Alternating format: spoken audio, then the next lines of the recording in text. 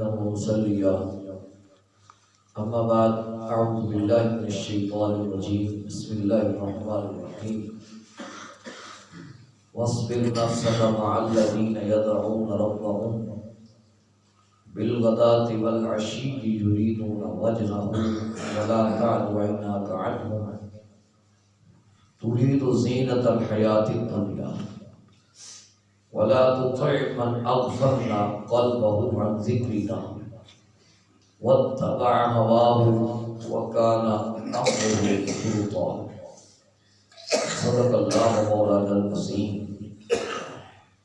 احباب عزیز وقار، اللہ کے فضل اور نبی کریم صلی اللہ علیہ وسلم کی نزل رحمت سے مجھے اور آپ کو نماز فجر کا جماعت ادا کرنے سے نوازا گیا. اللہ کریم ہم سب کی حاضری کو درجہ قبولیت عطا فرمائے.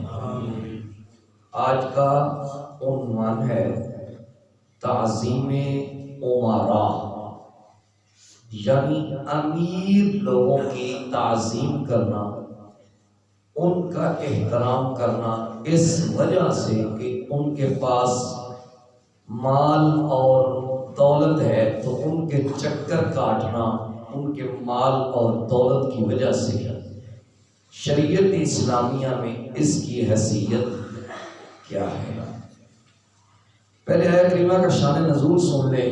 نبی کریم صلی اللہ علیہ وسلم کا جب باس ابو جال اور ابو لہب اور عتبہ شیبہ نے سنا تو کہنے لگے یار محمد باتیں بہت اچھی کرتا ہے، تو کیوں نہ ہو ہم ان سے کوئی ٹائم لے لیں. وہ نبی کریم صلی اللہ علیہ وسلم کی بارگاہ میں حاضر ہوئے، کہنے لگے محمد صلی اللہ علیہ وسلم تو باتیں بہت اچھی کرتا ہے تو ہمیں بھی کوئی ٹائم دے دو. تو آقا علیہ السلام نے ٹھیک ہے آ کے بیٹھ جایا کرو. تو انہوں نے کہا کہ اصل میں ہم ہیں مکے کے چودھری، ہم ہیں امیر. تو یہ جو صہیب رومی ہے نا یا بلال حبشی ہیں، ان کا تو لباس ہی پھٹا پرانا ہے، تو ان سے تو پسینے کی بدبو آتی رہتی ہے، تو آپ ہماری کو مجلس الگ کر دیں. تو آقا علیہ السلام نے اس پر خاموشی اختیار کی. تو اللہ پاک نے اس آیت کریمہ کا شان نزول فرمایا حبیب صلی اللہ علیہ وسلم آپ اپنی جان کو ان لوگوں کے لیے روک رکھیں جو صبح و شام اللہ کو یاد کرتے ہیں اور اس کی رضا چاہتے ہیں اور ان کا کوئی مقصد نہیں ہے، بس ان کی مقصد ایک ہی ہے کہ اللہ راضی ہو جائے. وَلَا تَعْدُ عَيْنَاكَ عَنْهُمْ، اور آپ ان سے اپنی آنکھوں کو کبھی بھی نہ پھیریں. یعنی کیا مطلب کہ یہ جو ابو جہل ہے، ابو لہب ہے، عتبہ شیبہ ہے، ان کو اپنی دولت پہ مان ہے، ان کو اپنی چودراہٹ پہ مان ہے. بلال کا تو تیرے بغیر کوئی ہے ہی نہیں، صہیب رومی کا تو تیرے بغیر کوئی ہے ہی نہیں، ان غریبوں کو تو تیری ذات پر آسرا ہے، یہ تو تیرے ساتھ محبت کرتے ہیں. وَلَا تَعْدُ عَيْنَاكَ عَنْهُمْ، ان سے اپنی آنکھوں کو کبھی بھی نہ پھیرے. تو یہ جو امیر اور غریب کا تصور ہے نا، امیر لوگ غریبوں کے ساتھ بیٹھنا پسند نہیں کرتے. ان کی چیئر ذرا الگ لگا دو، ان کا برتن ذرا الگ کر دو، ذرا چودھری ہو. یہ اصل میں جو چودھری ہوتے ہیں یہ ابو جال ابو لہب کی سنت ادا کر رہے ہوتے ہیں اور کوئی کچھ نہیں کر رہے ہوتے، یہ سنت ان کی ادا کر رہے ہوتے ہیں. یہ جو امیری غریبی کا تصور ہے کہ غریب امیر کے ساتھ بیٹھ نہیں سکتے، بھائی اس کا کیا قصور ہے؟ جس رب نے تجھے امیر بنایا اس رب نے اس کو غریب بنایا. وہ مجھے باعزید مستاوی رحمۃ اللہ علیہ کی بات یاد آ گئی. جا رہے تھے ذرا خانسی کنٹرول کیا کریں یا منہ پہ ہاتھ دیا کریں. باعزید مستاوی رحمۃ اللہ علیہ کی بات یاد آ گئی. آپ گلی میں جا رہے تھے تو آپ کو ایک کتا دیکھ کے رونے لگ گیا، تو آپ اس کو دیکھ کے رونے لگ گئے. تو لوگوں نے پوچھا حضور اس نے کیا کہا ہے؟ تو باعزید مستاوی رحمۃ اللہ علیہ فرمانے لگے یہ مجھے کہہ رہا ہے باعزید میری کیا غلطی تھی کہ رب نے مجھے کتا بنا دیا، اور تیری کیا نیکی تھی کہ رب نے تجھے انسان بنا دیا. تو جس رب نے تجھے امیر بنایا ہے، تجھے مال و دولت دے رکھی، اسی رب نے اس کو غریب بنایا ہے. یہ رب کی تقسیم ہے، یہ کوئی سٹیٹس کا معیار نہیں ہے. میری یہ میرے رب کی تقسیم ہے۔ تو فرمایا ولا تعد عیناک عنہم، آپ ان سے اپنی آنکھوں کو کبھی بھی نہ پھیریں۔ ترید زینت الحیات الدنیا، کیا آپ دنیا کی زیب و زینت چاہتے؟ ولا تطع من اغفلنا قلبہ عن ذکرنا واتبع ہواہ وکان امرہ فرطا، اس بندے کی بات کو کبھی بھی نہ مانیں جس کے دل کو ہم نے اپنے ذکر سے غافل کر دیا اور وہ خواہشات کی پیروی کرتے کرتے حد سے ہی زیادہ گزر گیا ہے۔ خواہشات کی پیروی کرتے کرتے حد سے ہی زیادہ گزر گیا ہے۔ مفتی احمد یار خان صاحب نعیمی رحمۃ اللہ تعالی علیہ نور العرفان میں اس کے حاشیے کے تحت فرماتے ہیں کہ غافل، متکبر اور امیروں کی تعظیم کرنا یہ نہایت برا عمل ہے۔ مخلصوں اور غریبوں کے ساتھ محبت کرنا یہ اچھا عمل ہے، اور بعض مرتبہ یہ جو امیروں کی بات ماننا یہ بندے کو اللہ کے ذکر سے بھی دور کر دیتا ہے، اور غریبوں سے محبت کرنا اس لیے بھی اچھا ہے کہ اکثر اولیاء کرام اور انبیاء کرام علیہ السلام غریبوں میں تشریف لائے۔ نبی کریم صلی اللہ علیہ وسلم نے فرمایا غریبوں کو مبارک ہو کہ میں غریبوں میں آیا ہوں، اور میں قیامت تک دین صرف غریبوں میں رہے گا، قیامت تک دین غریبوں میں رہے گا۔ تو آپ دیکھ لیں جتنا غریب دین کو مانتے ہیں اتنا امیر لوگ دین کو نہیں مانتے، امیر لوگ دین سے دور ہوتے ہیں۔ حضرت ابو ہریرہ رضی اللہ تعالی عنہ سے روایت ہے کہ نبی کریم صلی اللہ علیہ وسلم نے فرمایا اے میرے صحابہ حب الحزن سے پناہ مانگو۔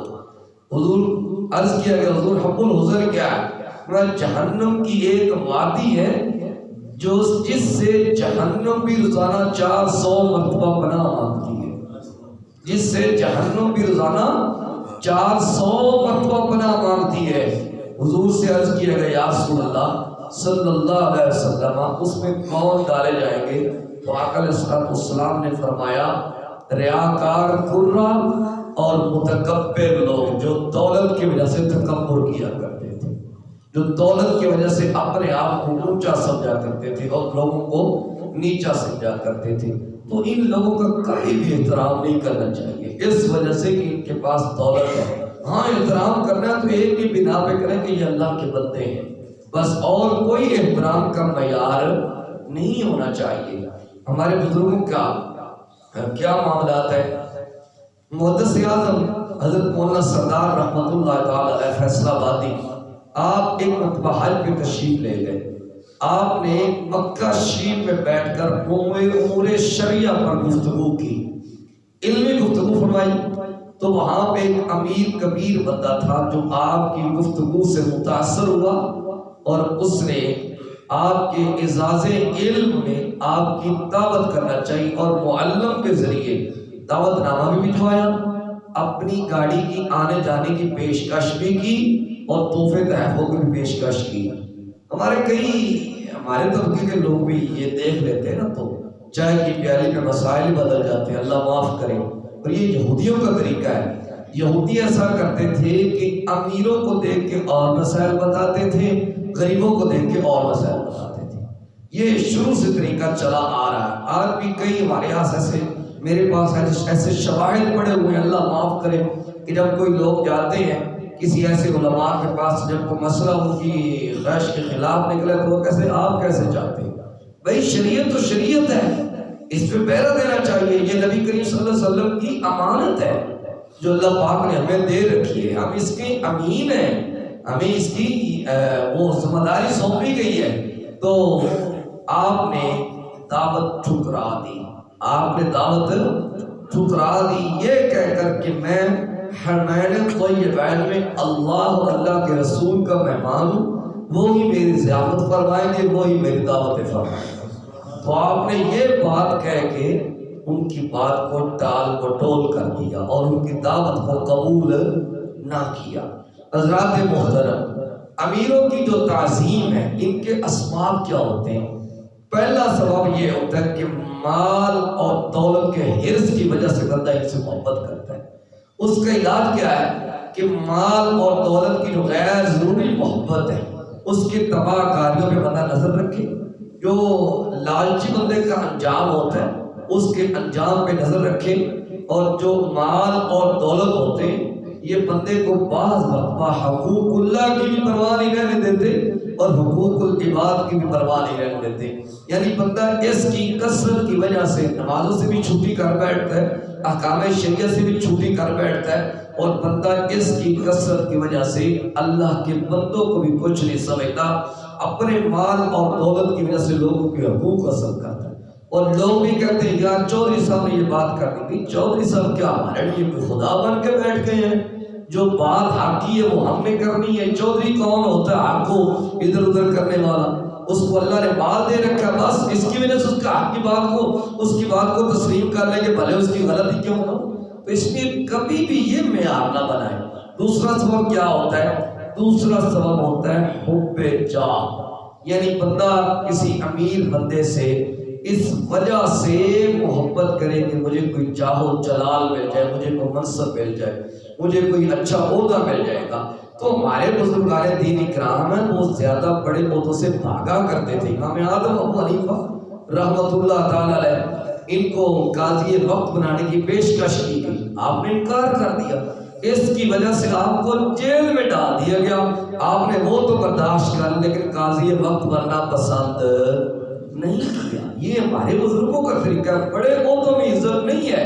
ان اکرمکم عند اللہ اتقاکم. اللہ کے نزدیک عزت والا کون ہے؟ جس کے پاس تقوی ہوتا ہے، جس کے پاس پرہیزگاری ہوتی ہے، جو احکام شریعہ کا پابند ہوتا ہے، وہ عزت والا ہوتا ہے. تیسرا سبب کیا ہے؟ جب بندے کے دل میں طلب شہرت ہو. یعنی ایک امیر بندہ ہوتا ہے نا تو اس کی بڑی مشہوری ہوتی ہے، فلاں چودھری صاحب کی اتنی زمین ہے، ان کا فلاں بھی ہے، فلاں بھی ہے، فلاں بھی، بڑی مشہوری ہو جاتی ہے. تو بندہ پھر ان کے ساتھ اس لیے بیٹھنا شروع کر دیتا ہے کہ چلو چودھری صاحب کی وجہ سے میری مشہوری بھی ہو ہی جائے گی، میری تشہیر بھی ہو ہی جائے گی. تو اس کا علاج یہ ہے کہ بندہ طلب شہرت کی جو تباہ کاریاں ہیں اس سے بھی بندہ آگاہ رہے اور اپنے آپ کو بچانے کی کوشش کرے. میں نے طلب شہرت میں عرض کیا تھا نا، ایک بزرگ تھے، ان کی خواہش یہ ہوتی تھی کہ میں نماز بھی اس طرح پڑھوں اگر میرے پاس میں ہو تو کرام الکاتبین پر بھی اپنے نماز کو زہر نہ ہونے دو. اور ان کی خدمت میں ایک بزرگ نے، وہ کہتے 20 سال میں حضرت کی خدمت میں رہا ہوں، میں نے فرائض اور واجبات کے علاوہ کچھ ادا کرتے ہوئے نہیں دیکھا، کچھ ادا کرتے ہوئے ان کو نہیں دیکھا. تو یہ ہمارے بزرگان دین کے طریقہ کار ہے. تو اس کا علاج یہ کہ طلب شہرت کی جو تباہ کاریاں ہیں ان سے بندہ بچنے کی کوشش کرے، ان سے آگاہ رہے. اور آخری جو اس کا ہوتا ہے، جو سبب ہوتا ہے، بندہ امیروں سے اس وجہ سے بھی محبت کرتا ہے کہ چلو اچھے عہدے مل جائیں گے، اچھی دعا سلام ہو جائے گی. تو وہ اچھی دعا سلام دولت کی وجہ سے نہیں ہے، امارت کی وجہ سے نہیں ہے. یہ دولت آج ہے تو کل نہیں ہے. کس شہر نے بڑی پیاری بات کہی تھی، صبح کے تخت نشین شام کو مجرم ٹھہرے.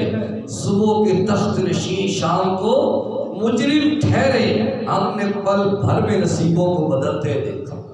تو یہ بندہ ایک پل میں زیرو سے ہیرو بھی ہو جاتا ہے اور ہیرو سے زیرو بھی ہو جاتا ہے. یہ اللہ کی شان ہے.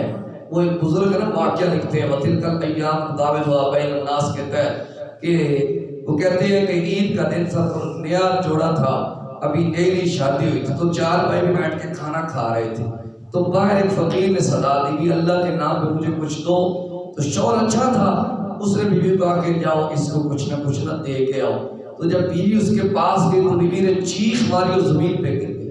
تو شوہر تھوڑا کہ میری بیوی کو کیا ہو گیا، اس کو اٹھا کے لایا، پانی شانی پلایا، اس کے منہ پہ چھینٹے مارے. اس سے پوچھا کہ میں نے تمہیں خیرات دینے کے لیے بھیجا تھا، تجھے کیا ہوا؟ اس نے کہا اصل میں تمہیں بات بتاؤں، تمہیں پتہ ہے کہ میں تمہارے نکاح میں آنے سے پہلے کسی اور کے نکاح میں تھی، پھر میں نے طلاق لے لی.